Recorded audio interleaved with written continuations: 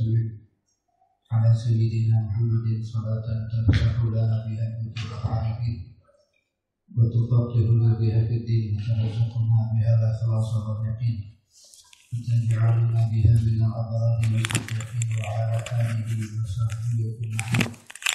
اللهم يا من نحمد الخير كله بيده وإليه يرجع الأمر كله يا فتاه يا عليم يا فتاه يا عليم افتح علينا فتحا قريبا يا أرحم الراحمين.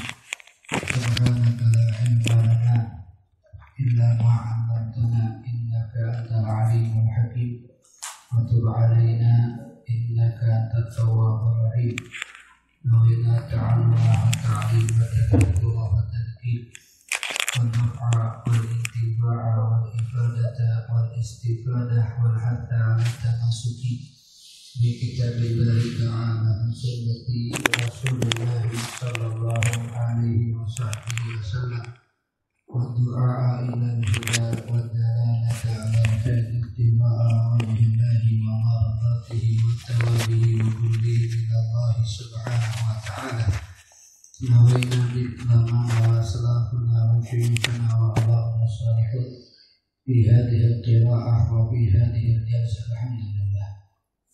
الحمد لله معاشر الحاضرين رحمكم الله. الحمد لله atas nikmat taufik yang Allah Subhanahu wa taala berikan kepada kita saat ini sehingga diberikan kemudahan oleh Allah Subhanahu wa taala untuk bisa melakukan perbuatan-perbuatan taat kepada Allah Subhanahu wa taala, perbuatan ibadah kepada Allah Subhanahu wa taala, di antaranya mempelajari apa yang ada di dalam ilmu syariat Islam yang sumber ilmunya dari Nabi Muhammad sallallahu alaihi wasallam yang disusun oleh para ulama-ulama kita, di antaranya apa yang disusun oleh Imam Taqiyuddin Al-Hisni Asy-Syafi'i di dalam kitabnya Kifayatul Akhyar. Mudah-mudahan apa yang kita lakukan mendapatkan rahmat dan keberkahan dari Allah Subhanahu wa taala, dijadikan oleh Allah hamba yang selalu istiqamah di dalam jalan-jalan yang penuh dengan keridhaan Allah dan kecintaan dari Nabi Muhammad sallallahu alaihi wasallam. Amin ya rabbal alamin. Ma'asyiral hadirin rahimakumullah, kita akan masuk ke dalam pembahasan yang baru, yaitu tentang faslun fil janaizi. Pasal menjelaskan tentang perkara-perkara yang berkaitan dengan masalah janaiz. Janaiz ini bentuk kalimat banyak dari kata janazatun. Janazatun itu bentuk satunya, janazatani bentuk duanya, janaiz bentuk banyaknya. Janazah itu artinya satu nama yang digunakan untuk orang yang meninggal. Sebab kalau disebut mayyit, maka banyak makhluk Allah yang meninggal juga dinamakan mayyit. Hewan mati disebut dengan maitah, maka lebih tepat disebut dengan janazah. Janazah itu nama untuk orang yang meninggal. Bentuk banyaknya adalah janaiz. Nah, di dalam pembahasan tentang ini mencakup pertama tentang pendahuluan daripada datangnya kematian. Yang kedua, apa tujuan kita di saat sudah datang kematian kepada orang tersebut. Yang pertama akan dijelaskan oleh para ulama kita tentang muqaddimatul maut, awal atau pendahuluan sebelum datang yang namanya kematian kepada setiap hamba Allah Subhanahu wa taala. Yustahabbu dzikrul mauti biqalbih.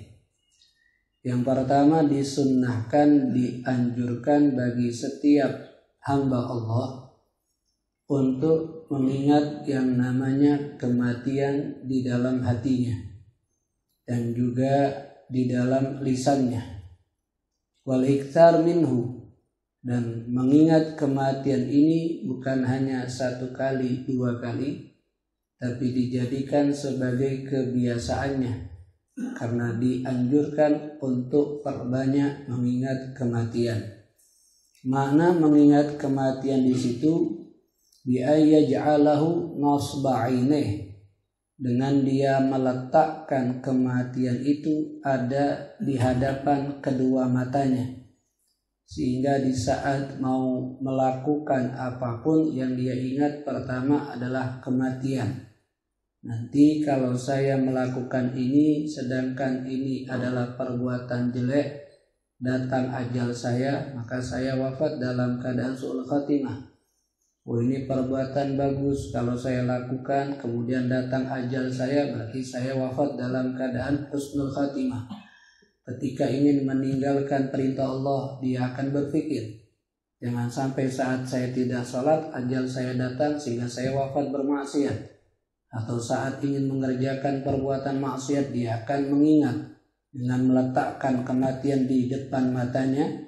Kalau saya bermaksiat, kemudian datang ajal saya bermaksiat kepada Allah saat saya meninggal.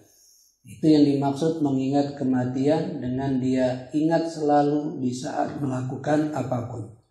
Kalau sudah dia meletakkan kematian itu di kedua matanya, itu akan membantu dia semasa hidupnya untuk selalu mengerjakan perintah-perintah Allah Subhanahu wa taala dan memudahkan dia untuk meninggalkan larangan-larangan Allah Subhanahu wa taala. Sebab dia selalu ingat, jangan sampai melakukan ini saya meninggal. Jangan sampai saya meninggalkan ini saya wafat dalam keadaan tidak baik. Itu yang diperintahkan oleh Nabi. Dalam satu riwayat hadis, Rasulullah sallallahu alaihi wasallam bersabda, "Aktsiru min dzikri hadhimil ladzat." Perbanyak untuk mengingat sesuatu yang menghilangkan kelezatan dunia. Kelezatan dunia itu bisa hilang dengan perbanyak mengingat kematian. Fa innahu ma dzukira fi katsirin illa qallalahu. Sebab dengan perbanyak mengingat kematian, apa yang banyak di dalam diri orang tersebut daripada amal-amal berangan-angan akan kehidupan di dunia, tapi tidak menyebabkan dia untuk memperbanyak bekal akhirat, dengan perbanyak ingat kematian akhirnya akan berkurang angan-angannya. Wala fi qalilin minal amal illa katsarahu. Ketika dia punya amalan sedikit, tidak semangat, tapi dengan perbanyak ingat kematian akhirnya membangkit dia untuk perbanyak melakukan amal ibadah. Jadi mengingat kematian itu satu hal yang banyak memberikan manfaat kepada hamba Allah. Wal isti'dadu lahu, bukan hanya perbanyak mengingat tapi mempersiapkan diri untuk menyambut kematian dengan cara bitaubah, selalu mengembalikan diri kita kepada Allah Subhanahu wa taala. Menyesali perbuatan-perbuatan salah yang pernah dilakukan dan benar-benar menghindari perbuatan salah tersebut, tidak lagi untuk diulangi mengerjakan perbuatan salah tersebut. Kalaupun kesalahannya berkaitan dengan manusia, dalam artian pernah berbuat zalim kepada orang, maka saat itu dia diwajibkan untuk bersegera melepaskan kezaliman tersebut. Wa kullu lahdatin tamdi wa la yatubu fa huwa dzambun. Setiap datang waktu, berjalan waktu tapi dia tidak bertaubat dari perbuatan zalim, maka saat itu dia selalu tercatat dalam keadaan perbuatan dosa. Wa kullu lahdatin tamdi, setiap waktu berjalan, wa huwa la yatub, dan dia belum meninggalkan dari kezaliman, maka saat itu selalu tercatat dalam keadaan berbuat dosa kepada Allah Subhanahu wa taala. Makanya disegerakan untuk menyelesaikan daripada kezaliman yang pernah dia lakukan kepada hamba-hamba Allah Subhanahu wa taala. Fala najata, sebab tidak akan ada kesuksesan bagi orang yang melakukan kezaliman illa ma'afwin wa musamahah, kecuali sudah mendapatkan maaf atau diikhlaskan dari orang yang pernah dizalimi olehnya. Mudah-mudahan kita dijauhkan dari sifat zalim. Wal maridu aulah, dan orang yang sakit itu lebih sangat dianjurkan untuk perbanyak mengingat kematian dan mempersiapkan diri menyambut kematian. Walaupun sakitnya sakit yang ringan, bukan menunggu sakit yang parah baru mempersiapkan diri untuk menyambut kematian. Walaupun sakit ringan itu lebih dianjurkan. Apa alasannya? Linuzuli muqaddimatil mauti bihi. Kebanyakan sebab datangnya kematian itu perantaranya adalah sakit. Sehingga dikatakan al-maradu nisful maut. Sakit itu separuh dari kematian karena kebanyakan datang ajal seseorang dengan perantara sakit. Sehingga kita dianjurkan walaupun hanya sakit batuk, walaupun hanya sakit meriang, tetap dianjurkan, karena sakit yang membuat ajal perantara orang itu meninggal tidak harus sakit yang parah. Karena ajal itu ketentuan, hanya perantaranya kebanyakan daripada sakit. Wa yusannu iyadatul marid. Kalau ada orang yang sakit, maka kita yang tidak sakit ataupun orang yang sakit juga sunnah untuk membesuk, menjenguk orang yang sakit tersebut, al-muslimi, jikalau dia orang Islam, hattal armad, walaupun hanya sakit mata. Walaupun orang tersebut hanya sakit mata, kita ada kesunahan untuk menjenguknya. Wal adu, walaupun orang muslim tersebut adalah orang yang jahat dengan kita, orang yang suka memusuhi kita, orang yang selalu membenci kita, maka ada kesunahan kalau kita mendengar kabar dia sakit untuk membesuk. Kenapa? Izbiha qat'ul adawah. Kalau dia membenci kita, kemudian dia sakit, kita besuk, itu akan menghilangkan permusuhan dari dia kepada kita. Wa jalbul mawaddah, dan akan menarik kecintaan dari dia kepada kita. Kenapa? Karena dia melihat apa yang dia lakukan kepada kita sambut dengan kebaikan kepadanya. Sambut dengan memperdulikan keadaannya, apalagi ketika dia sedang dalam keadaan mendapatkan ujian sakit dari Allah Subhanahu wa taala. Ini sikap yang luar biasa, dan itu yang dicontohkan oleh Nabi. Orang yang suka meludahi Nabi, sampai suatu hari Nabi berjalan tidak ditemukan, ditanya ternyata sakit, dibesuk oleh Nabi. Si orang tersebut malu. Dia suka jahat, ternyata Nabi membalas dengan begitu baik. Akhirnya dia di situ tersentuh dan mendapatkan hidayah, sehingga dia menyatakan 2 kalimat syahadat di hadapan Nabi. Ini salah satu adab yang terbaik dari ajaran Islam. Waljar, begitu juga disunnahkan membesuk orang sakit jikalau itu orang sakit tersebut tetangga kita, karena lebih besar hak tetangga untuk dipenuhi.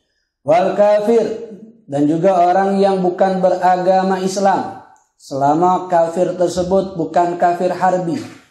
Kalau kafir itu kafir harbi, maka kita sama sekali tidak diperbolehkan untuk berbuat baik kepadanya, walaupun hanya membesuk dia yang sedang sakit. Kafir harbi itu adalah orang kafir yang terang-terangan menyatakan dirinya musuh kepada Islam, yang terang-terangannya ingin menghancurkan agama Islam dan umat Islam. Tapi kalau orang kafir tersebut bukan kafir harbi, kemudian dia sakit, disunnahkan kita membesuk in kana jarron, jikalau orang kafir itu ada hubungan tetangga dengan kita, au qariban, atau ada hubungan kerabat, au nahwihima, atau semisalnya yang mempunyai hubungan, semisal teman kerja, teman sekolah, atau teman bisnis dan yang lain-lainnya, maka ada kesunahan. Tapi kalau tidak ada ikatan, tidak ada hubungan, maka tidak ada kesunahan untuk membesuknya ketika dia sakit.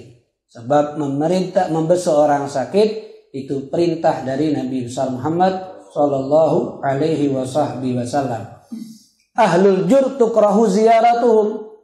Bahkan orang yang sakit itu kalau dilihat adalah orang yang ahli di dalam perbuatan maksiat atau orang yang penuh dengan kezaliman di dalam dirinya, itu dimakruhkan kita untuk membesuknya. Karena dikhawatirkan kalau orang zalim sakit kita besuk, kita senang dengan kezaliman dia. Bahkan bisa jadi haram. Kenapa? Karena kita ingin dia sehat agar dia terus-menerus melakukan kezaliman kepada hamba Allah Subhanahu wa taala. Jadi intinya orang zalim itu jangan diinjuk hati. Jangan diinjuk apapun, biar dia sadar. Kenapa orang jahat dengan saya? Ya sebab dia banyak jahat berbuat kepada hamba Allah Subhanahu wa ta'ala. Dan ini bukan sikap kita benci dengan orangnya, tapi benci dengan sikapnya. Kalau kita datang, ini orang kita tahu banyak berbuat zalim kepada hamba Allah, siapapun dia. Kemudian dia sakit, kita besuk, berarti kan kita senang dengan kezaliman dia. Akan mengharapkan kesembuhan dari sakit dia, supaya dia terus lagi melakukan kezaliman, maka dimakruhkan. Ini makruh kalau tidak ada kesenangan, tapi kalau ada kesenangan, kalau dia adalah orang yang zalim, maka hukumnya berubah, bukan lagi makruh tapi menjadi haram.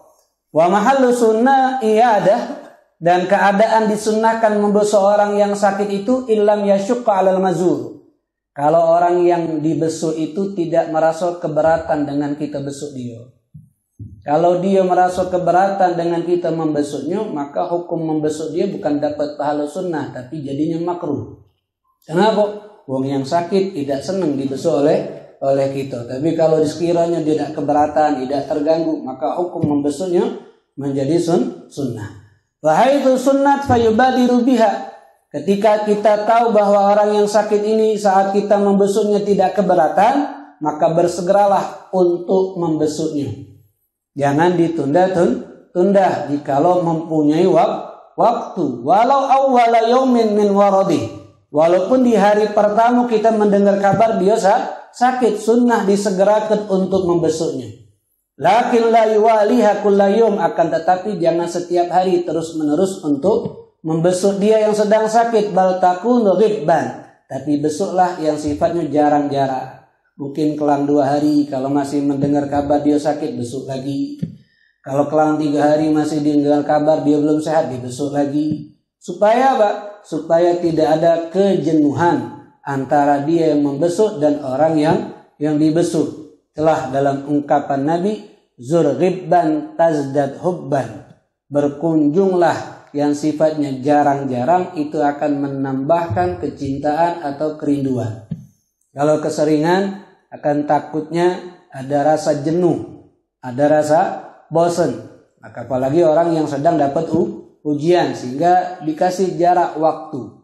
Kecuali orang yang merawat dia, kerabatnya, atau orang yang senang dia, orang sakit tersebut senang dengan dia, yang sifatnya kalau orang itu ada selalu sama dia jadi semangat untuk dirawat, untuk di segala macam, maka ini tidak masalah untuk membesuknya setiap hari. Tapi kalau bukan kita yang merawat, bukan yang menjaga, bukan orang yang disenangi oleh orang yang sakit, maka kesunnahannya untuk membesuknya sifatnya jarang-jarang.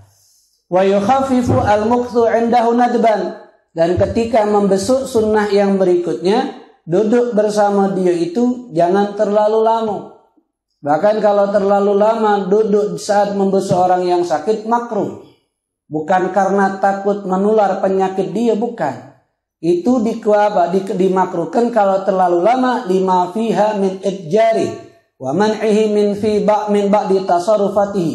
Karena sifatnya kita akan banyak membuang waktu dia, yang semestinya waktu dia ini lebih banyak untuk istirahat, sehingga terbuang dengan kita bersama dia, mengajak dia ngobrol segala macam, dan juga akhirnya menyusahkan dia sendiri. Maka sebab itulah makruh kalau terlalu lama duduk di saat membesuk orang yang sakit. secukupnya ya, secara umum berapa? Mungkin 10 atau 15 menit. Jangan sampai terlalu lama yang sekiranya banyak membuang waktu orang sakit tersebut untuk istirahat, akhirnya terbuang. Wa yad'u lahu bil afiyah in ihtamalat hayatuh. Dan ada kesunahan yang berikutnya, mendoakan agar dia mendapatkan afiyah, kesejahteraan, kesehatan dari Allah Subhanahu wa taala jikalau sakitnya itu yang memang ada harapan besar untuk sembuh. Dengan doa apapun yang afdal diajarkan oleh ulama, membaca satu kalimat, as'alullahal azim rabbul arsyil azim an yashfiyaka. Aku meminta kepada Allah, Tuhan yang maha agung, Tuhannya yang memiliki arsy yang maha agung, untuk Allah menyembuhkan kamu. As'alullahal azim rabbul arsyil azim an yashfiyaka. Kalau yang sakit itu laki-laki, ayyashfiyaka. Kalau itu perempuan, ayyashfiyaki. Dibaca sab'a marrat, sebanyak 7 kali. Sebab ada riwayat yang sahih, anna man ada maridan. Siapa orang yang membesuk orang yang sakit, lam yahdur ajaluh, yang tidak datang ajalnya, kemudian membaca itu kalimat sebanyak 7 kali, as'alullahal azim rabbul arsyil azim ayyashfiyaka, afahullah min dzalikal marad. Maka Allah akan berikan kesembuhan, keafiatan kepada orang tersebut dari penyakit itu. Ini termasuk doa yang paling bagus untuk dibacakan di saat membesuk orang yang sakit. Wa yudzakir lahum ma fil warad min tsawab, dan ingatkan kepada orang yang sakit itu daripada pahala. Sehingga dikatakan oleh sebagian para ulama, satu waktu atau satu hari dari orang yang sakit itu lebih baik di sisinya daripada dia menghidupkan ibadah sunnah 40 tahun. Kenapa? Wa innahu yaqibul faraj. Dan ingatkan setelah sakit ini akan ada pertolongan dari Allah. Ketika kau sakit, merasakan capek, merasakan susah, ingat akan ada bantuan, akan pertolongan dari Allah akan datang. Itu apa? Diberikan kesembuhan, diberikan kesehatan dan segala macam. Ingat, biar dia tidak ngeluh dengan sakit yang Allah berikan kepadanya, tapi dia akan menerima dengan ikhlas. Kalau ternyata sakit ini bisa mengampuni dosa dia, sakit ini bisa menghilangkan kesalahan-kesalahan yang pernah dia lakukan, sehingga dari situ dia bisa menerima dengan ikhlas. Itu tugas kita yang membesuk. Jangan sampai kita datang membesuk, akhirnya dia ngeluh, tidak nerima dengan ketentuan Allah Subhanahu wa taala, diberikan sakit tapi diberikan satu yang menenangkan dia. Beruntung kau diinjuk sakit, berarti Allah masih sayang sama kau. Allah kepengen ngampuni dosa kau, walaupun juga itu peringatan. Tapi ini peringatan yang baik supaya kau sadar, ingat sama Allah, tidak lagi jauh sama Allah. Beruntung masih selamat, beruntung gak bisa. Ingatkan agar dia menerima dengan ikhlas, agar dia menerima dengan sabar, agar dia menerima dengan syukur. Sebab apa? Ini adalah kenikmatan menjadi umat Nabi Muhammad sallallahu alaihi wa ala alihi wa sahbihi. Walaupun hanya sakit yang sifatnya sakit ringan, itu pun juga mendapatkan begitu besar keutamaannya dari Allah Subhanahu wa taala. Wa illa, kalau memang ternyata sakitnya tersebut harapan untuk sembuhnya sedikit, yang mengatakan ini menurut medis, secara medis ini untuk sembuhnya sedikit, kecuali kalau Allah berkehendak dia sembuh, fayarghibuhu fi taubah, maka semangati dia untuk selalu taubat. Semangati dia untuk dia mendekatkan diri kepada Allah Subhanahu wa taala, agar sebelum dia meninggalkan dunia ini dia sudah ada persiapan untuk menyambut Allah Subhanahu wa taala, menyambut berjumpa dengan Allah Subhanahu wa taala. Wa wasiyatin, dan semangati dia untuk menulis wasiat. Kenapa? Apa yang mungkin dia akan inginkan kepada anaknya atau inginkan kepada hartanya, dan ketika nulis wasiat ada saksi, supaya saksi itu yang menekankan, menegaskan kalau ini benar wasiat daripada orang tersebut. Cukup mungkin dia ngomong ishhad alayya, tolong kau saksikan aku bahwa aku akan menulis ini, dan kaulah yang menjadi saksinya nanti. Ini adalah wasiat aku kepada anak-anakku atau kepada keluargaku. Bahkan nulis wasiat ini hukumnya sunnah, bukan hanya bagi orang sakit. Bagi setiap hamba Allah bagi setiap orang muslim disunnahkan untuk menulis wasiat, baik dengan tulisan ataupun dengan lisan. Yang dilakukan itu setelah wafatnya. Jadi wasiat itu sesuatu yang dilakukan setelah dia wafat. Kalau belum dia wafat, maka itu belum dikatakan wasiat. Jadi berupa tulisan ataupun berupa lisan. Sebab dalam riwayat Imam Bukhari dan Muslim, ma haqqu imri'in muslimin lahu syai'. Tidak ada hak bagi orang muslim kepadanya sesuatu yusi fihi, yang dia tulis wasiat di dalamnya, yabitu lailatan, yang dia menginap di situ, di setiap malam dia nulis wasiat, illa wasiyatu maktubah indah, kecuali wasiat itu sudah ada di bawah, tertulis ada dekat dengan dia. Mungkin ditaruh di bawah bantalnya, mungkin ketika dia tidur, kalau tidak bangun lagi, maka ahli waris tahu ini apa yang diinginkan oleh orang meninggal ini ketika dia sudah meninggalkan dunia ini. Bahkan dalam riwayat Imam Ibnu Majah, man mata ala wasiyah, kalau orang meninggal ada wasiat yang dia tulis, mata ala sabili wa sunnah, maka dia meninggal atas jalan yang benar dan mengikuti syariat Nabi. Wa mata ala taqin wa syahadah, dan wafat dalam keadaan bertakwa dan syahid. Wa mata maghfuran lah, dan mati dalam keadaan mendapatkan ampunan dari Allah Subhanahu wa ta'ala. Apa faedah menulis wasiat? Al-itba', pertama mengikuti sunnah Nabi Muhammad. Itu yang pertama faedahnya. Yang kedua, wa tadhkiruhu bis sadaqah, mengingatkan dia untuk apa? Untuk sedekah. Yang mungkin dia punya harta belum bisa disedekahkan, mungkin dengan wasiat ini agar ahli warisnya meneruskan.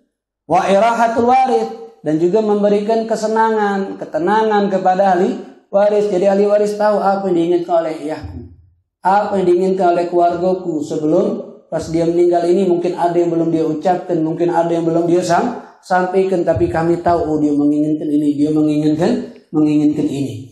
Wal yahdar minal idrafiha, tapi nulis wasiat hati-hati. Jangan nulis wasiat yang memberikan bahaya kepada ahli waris, memberikan kerugian kepada orang yang diwasiatkan. Memenuhi apa? Menjalankan wasiat itu hukumnya wajib, selama wasiatnya bukan mengajak kita untuk bermaksiat kepada Allah Subhanahu wa ta'ala.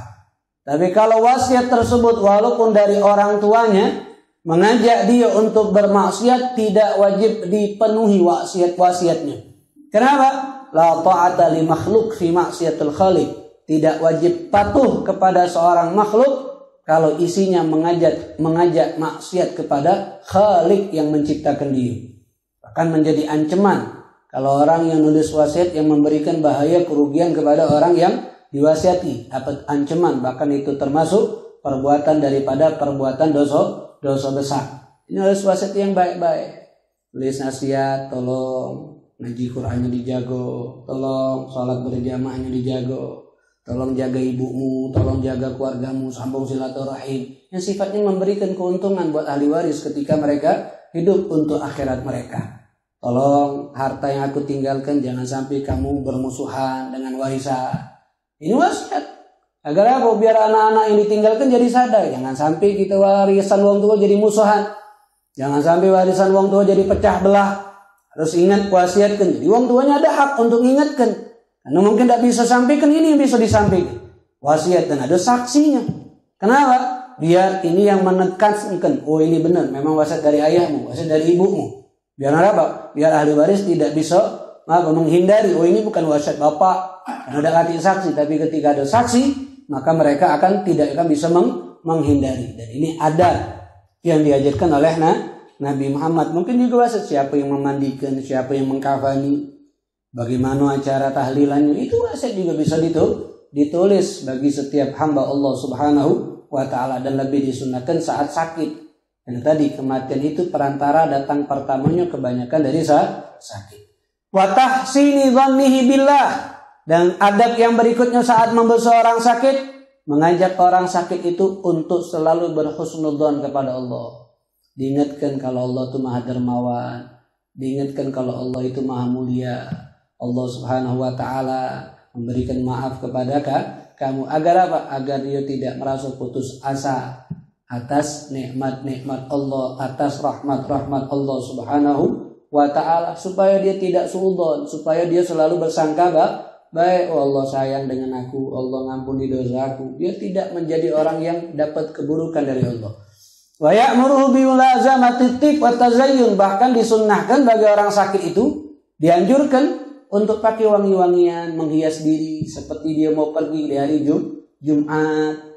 Kenapa? Ya karena tadi supaya tidak menunjukkan kalau sakit itu seperti orang yang sakitnya masih bagus, masih rapi, masih bersih. Diingatkan, ayo baca Quran, habiskan waktu sakitmu dengan zikir, habiskan waktu sakitmu dengan ibadah, mendengar cerita orang-orang soleh, mendengar cerita para nabi. Agar manfaat sakitmu ingat sama Allah Subhanahu wa ta'ala. Begitupun yang besu, diajak untuk ingat yang sifatnya bisa membuat dia ingat sama Allah. Jangan diingatkan sesuatu yang membuat dia lupa sama Allah.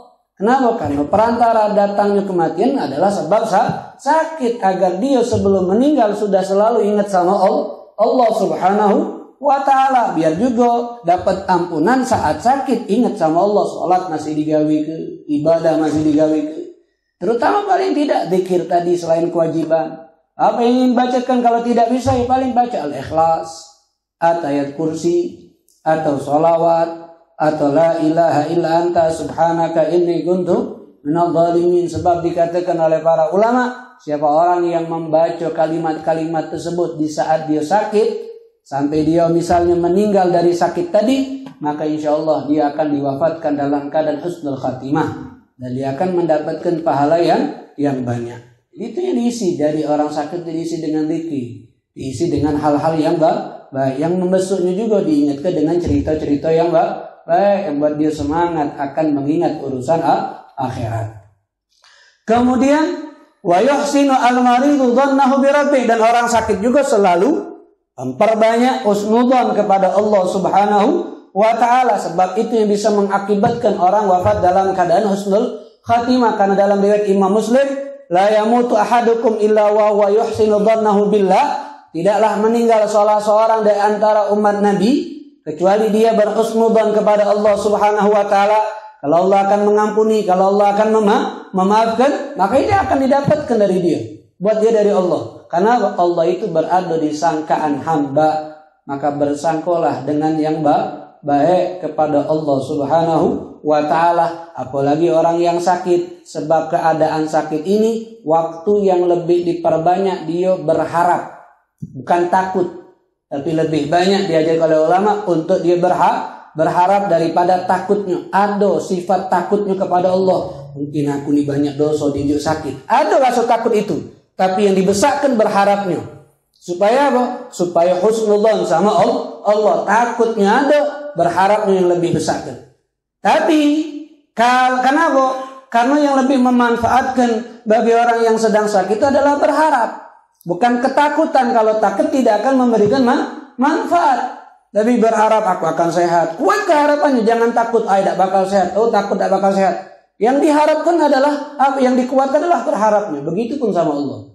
Tapi kalau orang yang sehat harus imbang antara sifat takut dan sifat berharap kepada Allah Subhanahu wa ta'ala. Agar sifat takut itu yang selalu mencegah dia untuk bermaksiat. Sifat berharap itu agar membuat dia tidak merasa putus asa daripada rahmat Allah Subhanahu wa ta'ala. Jadi ada keadaannya wong tu lebih besarkan berharap daripada takutnya, lebih dibesarkan takutnya daripada berharap. Ada yang imbang.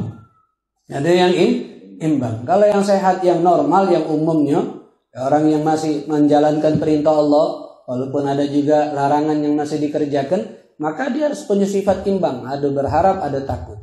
Takut ini yang bisa mencegah dia untuk tidak lagi melanjutkan perbuatan maksiat. Berharap itu membuat dia tidak akan putus asa dari rahmat Allah Subhanahu wa ta'ala. Tapi kalau orang yang dosanya banyak, walaupun dia sehat, maka lebih dibesarkan rasa takutnya. Lebih dibesarkan rasa takutnya agar dia selalu menyesali dan tidak akan lagi mengulangi akan perbuatan dosa yang dia lakukan. Wa yukrahu lahu syakwa, makruh bagi orang sakit banyak ngeluh.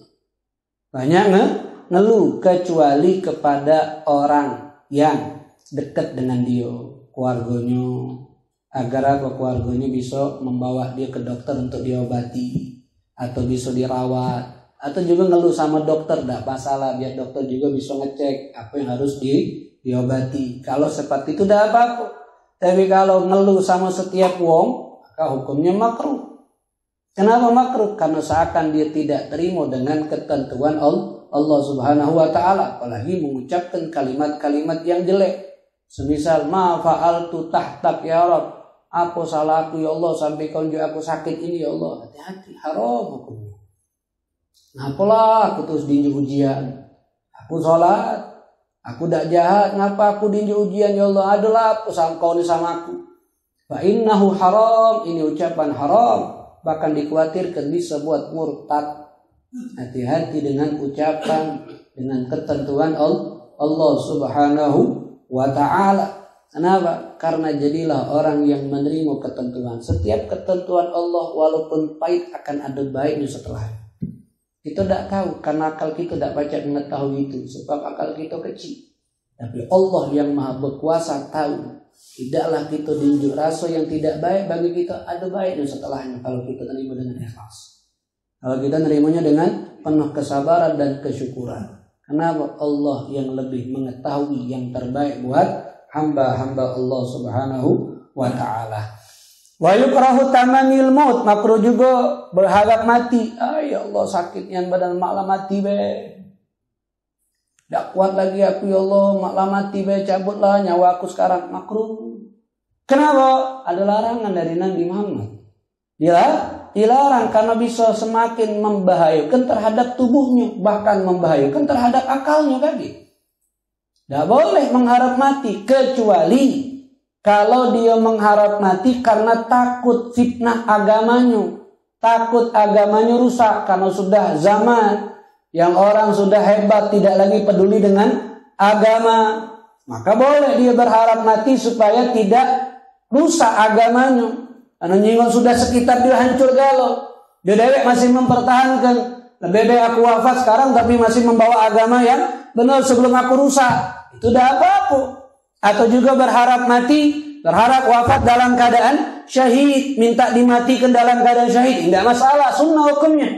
Bahkan satu adat harus kita ada keinginan. Wafat dalam keadaan apa? Wafat dalam keadaan syahid. Aku wafat kepengen berjumpa dengan Allah. Atau wafat di kota yang mulia, semisal wafatkan aku di kota Mekah. Atau ketika sedang bersama orang soleh. Atau sedang ibadah, itu tidak masalah. Tapi kalau tidak kati sebab-sebab tadi, ya kalau sakit beda kuat, ya akhirnya minta mati be, sagunya hidup aku malah mati be. Pikirnya lemah mati, tidak lemah. Nah, mati ada lagi kehidupan. Itulah kehidupan selamanya. Makanya dimakruhkan kecuali kalau wafatnya yang sifatnya bisa menyelamatkan diri hari kiamat. Wa yusannu at-tadawi, dan bagi orang yang sakit disunnahkan berobat.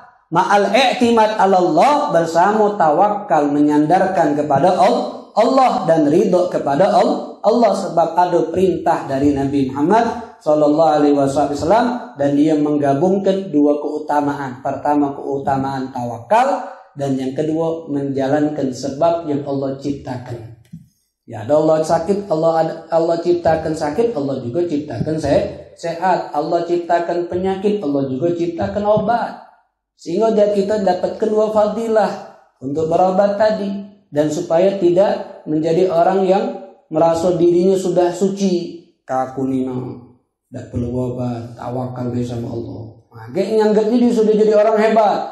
Sudah menjadi orang yang besar, tawakal sama Allah. Tidak, jadilah wong yang menjalankan sebab supaya sehat dengan berobat. Setelah berobat baru tawakal. Pasrahkan kapan Allah ingin menyembuhkan, kapan Allah berikan yang terbaik. Jangan langsung sudahlah tawakal bela. Tidak berobat sakit kau ni Pak, Allah yang menyembuhkan. Kalau kita punya sifat seperti ini dan selama menjalaninya sebelum sembuh tidak pernah ngeluh, bagus. Dan itu yang dialami oleh sahabat. Ketika sahabat sakit didatangi oleh temannya, maukah kamu aku bawakan dokter? Sahabat ngomong, at-tabibu amradoni, dokter itu yang buat aku sakit. Mereka sudah magumnya seperti itu, tawakal. Mereka tidak ngeluh, justru mereka nikmati. Ya kalau kita kan tidak baca, sehari masih tawakal, 2 hari masih tawakal, semakin parah sakitnya, ngeluh juga masih. Apa jangan jadi orang seperti itu. Lihat keadaan kita, lebih baik berobat dulu. Berobat, ada ikhtiarnya lah. Setelah ikhtiar baru kita pasrahkan sama Allah Subhanahu wa taala. Wa yukrahu ikrahu ala tanawulid dawa, dan kalau sudah berobat makruh bagi orang yang sehat atau yang merawat dia maksa wong sakit minum obat. Memaksudkan orang sakit untuk minum obat itu hukumnya makruh. Wa in dhanna annahu yanfa'u, walaupun kita ngira dengan dia minum obat akan manfaat buat dia, jadi cepat sehat, dia cepat sembuh. Walaupun kita ngira, tapi kalau tidak galak, karena wong sakit tidak bisa ditebak, kadang-kadang tidak nafsu, termasuk nak minum obat pun juga kadang tidak nafsu. Jangan dipaksa sampai dia galak baru kita tunjuk. Kalau belum galak jangan dipaksa. Walaupun kita ngira dengan dia minum obat akan manfaat buat dia. Begitupun juga makanan. Kalau dia belum galak makan jangan dipaksa. Makan. Apalagi di sewaktu yang sekiranya akhirnya dia muntah, ya kan? Biarkan. Kenapa? Walaupun ini hadis kata ulama hadis dhaif, karena sanadnya yang membuat hadis ini dhaif, tapi Nabi Muhammad SAW mengatakan la takrahu mardakum, jangan dipaksa wong sakit alat ta'am untuk makan, wa syarab dan minum. Fa innallaha yut'imuhum wa yusqihim, sebab Allah yang sudah menjadi dia makan, Allah yang sudah menjadi minum. Itu tidak tahu. Ini hamba Allah Subhanahu wa taala tidak akan Allah hancurkan. Walaupun dia ahli maksiat tetap Allah masih berikan nikmat dunia kepadanya. Jangan dipaksa. Jangan dipaksa. Kalau dia galak, bau dijual. Kalau dia galak, bau dikasih minum obat. Jangan kita paksa karena kita tidak tahu keadaan, sebab itu buat dia tambah bingung kaki. Setelah dia ngasuh ke badan sakit, dak lemah, mulut dak lemah, kita paksa ke tambah pikirannya kacau. Justru kita buat dia semakin tenang. Justru kita buat dia semakin terhibur. Justru kita buat dia semakin ngerasa kenikmat. Itu adab yang luar biasa, sudah diajarkan oleh Nabi Muhammad Sallallahu Alaihi Wasallam yang disusun oleh para ulama kita. Ini muqaddimah, masih pendahuluan sebelum datang yang namanya kematian pertama dari permasalahan sakit. Sampai-sampai malaikat Jibril itu ingin menjadi manusia, kalah satunya biar pajak membesuk wong sakit. Ini bisa membesuk wong sakit. Karena tidak hati malaikat sakit, yang ada manusia. Kepengen jadi manusia, sebab pahala membesuk wong sakit itu besar. Pahala membesuk wong sakit itu besar. Jadi kalau sekarang ini alhamdulillah, wong besuk wong sakit itu, apalagi ngawat wong sakit, semangatnya seakan-akan jadi pindah rumah. Lemah, apalagi kamar itu kamar VIP ya, yang di rumah kati AC, ngajak ngawat wong sakit, berapa belajar hidup pakai AC. Nah ini kadang-kadang yang senang itu bukan yang sakit, yang sehat. Betah di rumah sakit. Padahal tidak bagus. Betah di rumah sakit buat apa? Justru kita tuh memberikan kesenangan kepada orang sakit tersebut. Dan subhanallah, kalau dalam bahasa Arab, rumah sakit itu namanya adalah mustashfa. Dari kata syafa yashfi syifa'an. Mustashfa itu isim tempat. Jadi mustashfa artinya tempat orang sembuh. Di wong masuk situ nyingok namo mustashfa. Jadi harapan dia sembuh. Itu hebat bahasa Arab. Jadi ngandung makna. Dia yang sakit datang ke tempat itu yang dia pikirkan bukan sakit, sehat. Kita rumah sakit.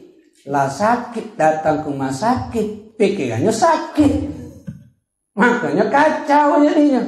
Subhanallah, jadi jangan dianggap enteng yang namanya namo itu tafaulan, memberikan pengaruh. Makanya banyak sekarang nih kan, wong tuh kalau maco itu memberikan pengaruh dalam pikiran dia. Janganlah sekarang wong bisnis, jangan noleh ke kiri. Akhirnya kita ketoleh juga kan. Itu bisnis dia. Kenapa? Karena kita maco. Jangan noleh ke kiri. Berarti kita penasaran ada apa di kiri ini. Tidak taunya cuci mobil. Tidak taunya kontel. Tidak taunya parfum. Tapi kita tertarik pikiran kita dengan apa? Nino. Bahkan lagi rumah makan macam-macam namanya. Bakso setan, bakso bunting. Padahal memang bakso. Cuman kita tertarik nino, pengen nyoba. Kenapa? Dari mato, dari pikiran, dari maco. Hebat. Kayaknya para bahasa Arab itu tidak pernah ada bahasa yang jelek. Rumah sakit mustashfa. Ya, itu baca. Jadi pikiran dia, nyingok tulisan mustashfa. Tempat wong sehat. Masuk ke pikiran dia. Sehat. Itu yang memberikan semangat dia untuk sehat. Sakit. Rumah sakit. Datang terpikir sakit, ingat sakit, ingat tambah sakit udah. Makanya subhanallah, ini harus kita pikir ya. Tapi alaqul ini sekedar namu, tapi namu itu juga luar biasa. Bagaimana kita tahu bahasa Arab itu kenapa hebat, dijadikan bahasa Quran, dijadikan bahasa penghuni surga karena banyak memberikan manfaat. Banyak memberikan manfaat walaupun hanya nama-nama untuk tempat atau apapun. Ini permasalahan yang pertama. Itu masalah sakit. Wa idza hadarul mautu, kalau sudah datang kepada orang sakit tadi atau kepada siapapun tanda-tanda mau meninggal, ulqiya ala syiqqil aiman, maka sikap kita yang ada di situ pertama baringkan dia menghadap kanan. Kalau memungkinkan baringkan ke hadap kanan supaya posisinya sama seperti berada di liang kubur. Kalau memungkinkan. Kalau tidak bisa ke kiri. Kalau kiri pun tidak bisa maka dilentangkan, terlentang dengan kepalanya diletakkan bantal dan wajahnya kakinya dihadapkan ke arah kiblat. Wa yulaqqin, dan sunnah yang berikutnya ditalkin. Walaupun anak kecil yang menantikan yang belum balai, talqinnya dengan kalimat la ilaha illallah. Dengan kita ingatkan dekat dengan orang yang mau sakratul maut tadi. Al-amru bihi, karena ada perintah dari Nabi Muhammad sallallahu alaihi wasallam, laqinu mautakum bila ilaha illallah. Wala tusanu ziyadatu Muhammadin Rasulullah, dan tidak sunnah pakai Muhammadun Rasulullah. Kenapa? Sebab dia sudah dalam keadaan muslim, dengan la ilaha illallah itu sudah cukup. Maka dalam hadis, man kana akhiru kalami la ilaha illallah dakhalal jannah. Siapa orang yang di akhir kalimat yang mengucapkan la ilaha illallah masuk surga. Tidak ada Muhammadun Rasulullah kalau dia memang sudah dalam keadaan muslim. Tapi kalau dia kafir, maka dengan 2 kalimat syahadat agar itu membuat dia bisa masuk Islam. Wala yulahha alaih, jangan dipaksa. Nyebut kau nyebut. Maco kau maco. Kenapa? Li Allah yadjar, agar dia tidak bingung. Sebab orang yang sakratul maut itu keadaannya dalam keadaan bingung. Bal yusanu ayyak tasir ala marrah, sunnahnya cukup sekali la ilaha illallah. Fa in qalaha, kalau dia yang sakratul maut sudah mengucapkan sudah. Wa illa, kalau dalkinkan belum terdengar dia ngomong, u'idat alaih, diulangi lagi la ilaha illallah. Fa idza qalaha, kalau dia sudah ngomong yang sakratul maut tadi, tidak usah diulangi lagi. Kecuali kalau terdengar ngomong yang lain, maka bisik lagi. Supaya apa? Akhir kalimatnya la ilaha illallah. Jangan dipaksa. Wala yuqalahu gul, jangan kita ngomong baca. Li'ala ya ta'ada, supaya dia rasa sakit. Yang ada diingat ke be. Cukup sikok wong. Jangan banyak wong gino. Kanan sikok, kiri sikok, depan sikok. Lah, bingung apa dia nak melo. Ini ada melo aturannya. Jadi yang sakit itu yang sakratul maut tahu, yang lain gimana situ? Sibukkan dengan baca Yasin, sibukkan dengan doa. Yang talqin cukup sikok wong. Yang talqin cukup dengan sikok wong. Kenapa? Wong sakratul maut ya Allah, bahaya, serem. Datang iblis. Pertama menyerupai wajah kakek atau nenek, kakek atau ayahnya. Ngomong, nak, aku lamati dulu, ternyata Yahudi paling bagusnya agama, masuklah kau Yahudi. Yang kedua iblis datang berubah wujud jadi ibu atau neneknya. Nak, aku lamati dukinan dan aku dapatkan Nasoro, itu paling bagusnya agama, masuklah kau Nasoro. Agak kuat iman.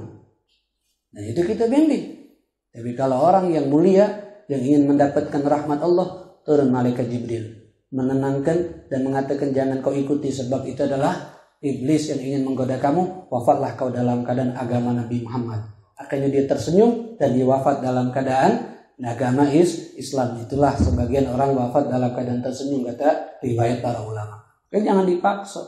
Jangan dipaksa. Dan yang lebih bagus mentalkinkan kalau ahli waris yang paling sayang dengan dia. Yang paling sayang dengan dia, karena akan lebih tulus mentalkinkan. Kalau ahli waris yang tidak sayang, maka boleh Cuman kalau dia mentalkin ke lain ya juga gitu. La ilaha illallah wagisan. La ilaha illallah wagisan gitu. Ini wong paling sayang kata para ulama adab yang ketiga. Dan usahakan kalau sakit tuh punya wudu. Walaupun tidak baca wudu, suci bahasa tayamum.